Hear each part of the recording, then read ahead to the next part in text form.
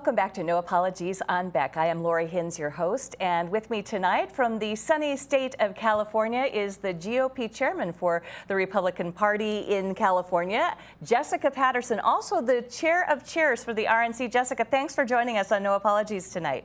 It's my pleasure. Oftentimes here in California, being a Republican, I have to preempt everything with no apology. So excited to be here. Well, that sounds good. Now, we honestly have a kind of a totally different situation than you do there in California. But we just had our primaries on the 14th. You had yours on the 7th of June, I understand.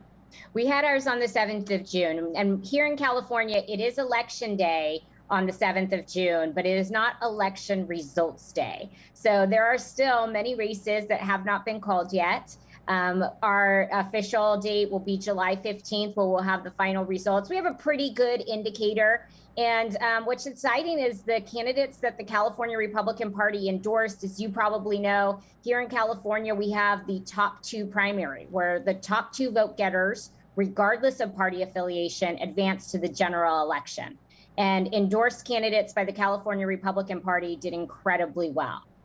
Well, that's great news. That's called, sometimes they call it ranked choice voting or a jungle primary, which is probably a really good description of it, I think. We do not have that here, but I'm wondering about some of your successes there in California, and how hard is it to wait that long, like a full month, more than, what, 5 weeks until you finally get the actual results? That's got to be hard. It's definitely not easy. And we have had some successes. I know most of the people around the country look at California as an incredibly deep blue state.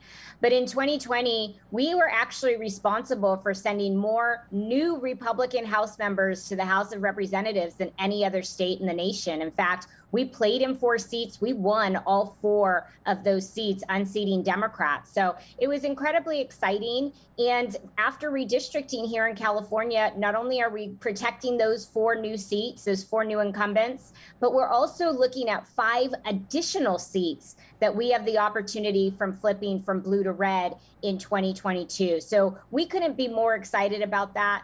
In addition to that, in 2020, we worked a lot on the ideas. And here in California, we have an initiatives process. And the California Republican Party played in the initiatives. We played in 11 of the 12 initiatives that were on the ballot. And California voters aligned with the California Republican Party's position 7 of the 11 initiatives that we played in. They weren't with the California Democrat Party's position 66% of the time. So the good news is that Californians are with us on the ideas. Now we just need to make sure we have the right message, right messengers, right candidates that are running all around our state. Well, that is wonderful news. That is some great successes there. I know that you've had great success also with different groups and getting APA type folks elected there and re-elected, as it sounds, as well. Yeah, this is something that was, one of my passions coming in as chair in February of 2019. I really wanted to just focus on growing our party and engaging in communities that, quite frankly, have been neglected by our party over the years. And having a chairwoman like Ronna McDaniels, who also believes in that message, has been so fantastic. We were responsible in 2020 for sending 2 of the first Korean American women to ever serve in the United States House of Representatives, and they're Republicans. That's exciting. Following the 2020 election cycle, our chairwoman, Ronna McDaniel, opened up the first Asian American Community Center, Republican Community Center in Little Saigon in Southern California. It was the first one in the nation that was opened. And now they're opening up all over. And it's not just for the Asian community. We're doing it in Latino communities. We're doing it in Black communities. We're doing it in Native American communities. I've seen it in Jewish communities. It's fantastic to watch our party grow and the beautiful diversity that it is. For those that do not know or understand what a community center is or what it does, it's such an interesting thing too. It's a gathering place, but it's a learning place, and then people can use it for so many different uses, right? Absolutely. And one of the things that, typically in a campaign headquarters, we're doing phone banks and we're walking precincts and we're launching field operations out of it. These community centers do also do that. But in addition to that, we offer opportunities like help with learning English, legal help, help with studying for a citizenship exam. And in fact, in our headquarters in Little Saigon, our elementary school that has a Vietnamese dance team, they come and they practice at our headquarters. So there's a lot of different activities, and it's truly a part of the community in Little Saigon. As it should be. Plus, you have been opening these well far in advance of the November election, too. It's not like you're like, okay, next month we're going to, it's very well thought out and planned so that people can get comfortable with it and use those community centers, as you say, integrating into the community. Yeah, and all credit really goes to Chairwoman Ronna McDaniel and her strategic initiatives team.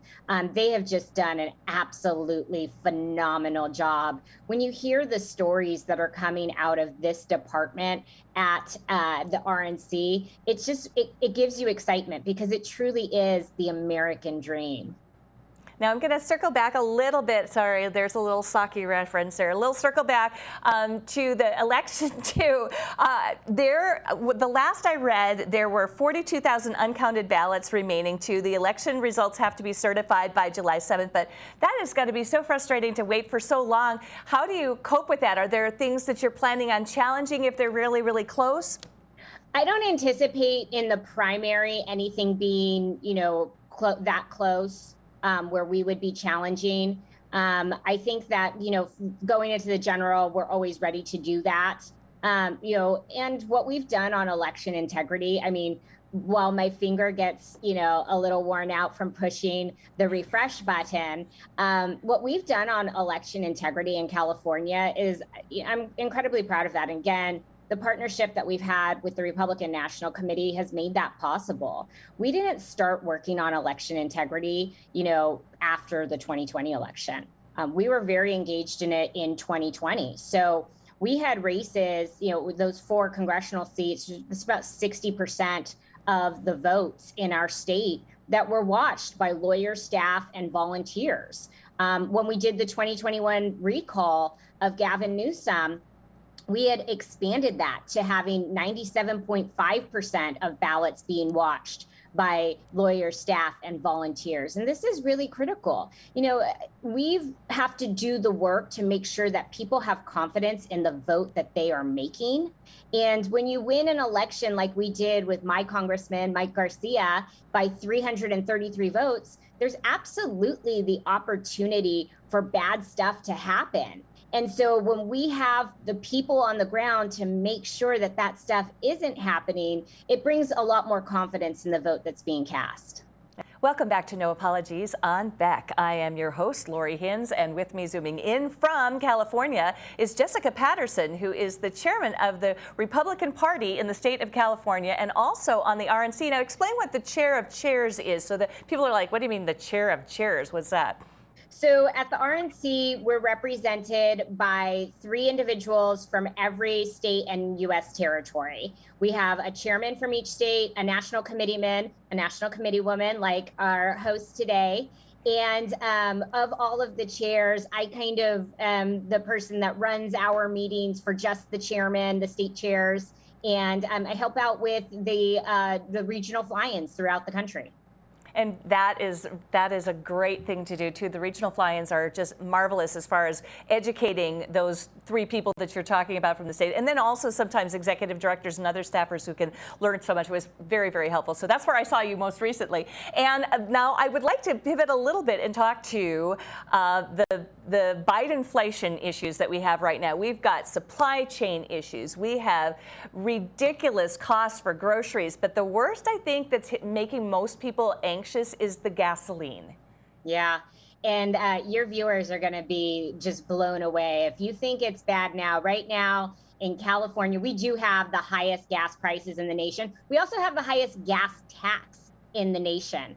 Today, we are at $6.43 average price of gasoline here in California. So you've probably seen some national news where it talks about places where it's 7 and 8. I've seen around $9 in Mendocino County. This is something that Californians, when you guys talk about $5 a gallon for gas, that's the good old days for us. That's horrible. That's exactly. It's really sad and pathetic. And in fact, on Friday, the governor reached his 100 days. 100 days ago, he promised Californians some relief at the gas pump. And, both he and his colleagues in our Democrat-led legislature wanted to put together some sort of rebate. There's about 4 different plans on it. They want to do a means test. California Republicans brought to the floor multiple times to have a gas tax holiday, which we've seen in many states, including blue states like New York and Connecticut. And this governor and the Democrat legislature has refused to put together the votes that are necessary to give California drivers that immediate relief at the pump. We saw the numbers decrease immediately when those gas tax holidays went into effect in other states, and California Democrats just refused to do it. And it's been 100 days since they've promised relief and just have not been able to deliver it, even though they control every single lever of power here. Wow, crickets, that's brutal. That is just so. All right, North Dakotans, we're still complaining nevertheless. Now, across the country, everybody's losing money because the Americans' real wages are falling at their fastest pace in 40 years. Bidenflation cost the average American household $635 last month alone, Jessica. These are the issues that Californians and really Americans all over our country are talking about the most. Those kitchen table issues, the not being able to get formula. I have 2 young girls, and I just can't imagine being a mother in that type of situation where I can't feed my children because it's not available to me.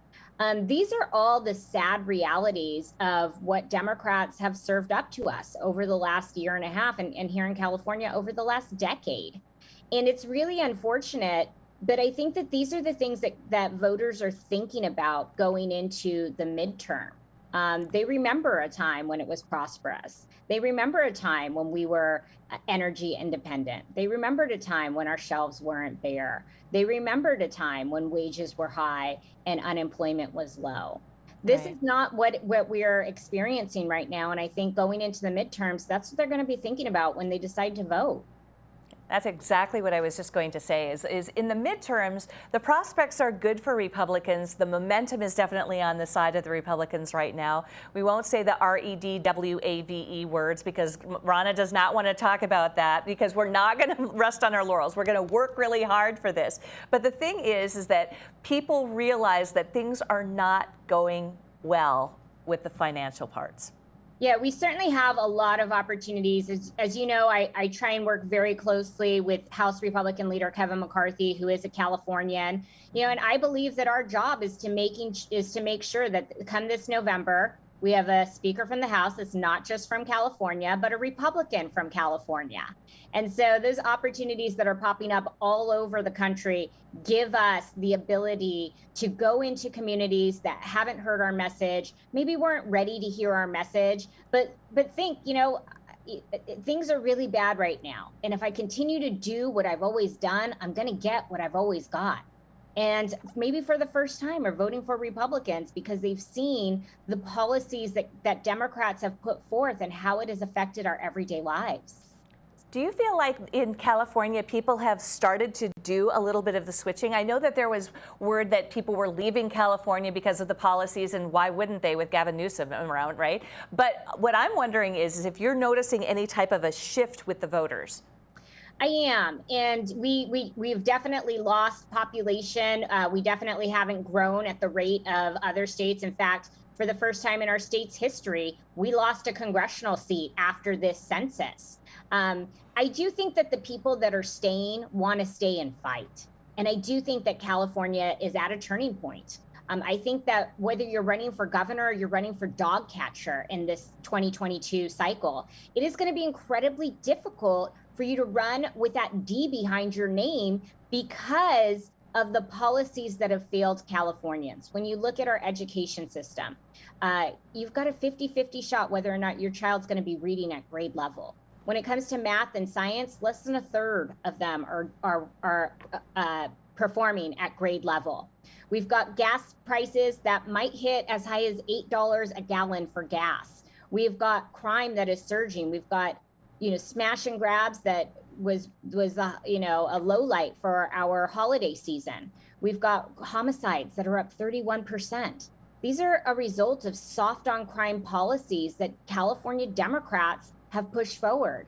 And not to mention that we have the highest homeless population in any other state in the nation. We top all of the wrong lists. And the Californians that I talk to, the Californians that are engaging for the first time, they want to see that golden state that they grew up in. They want to see change, and I think that Californians are really ready for it.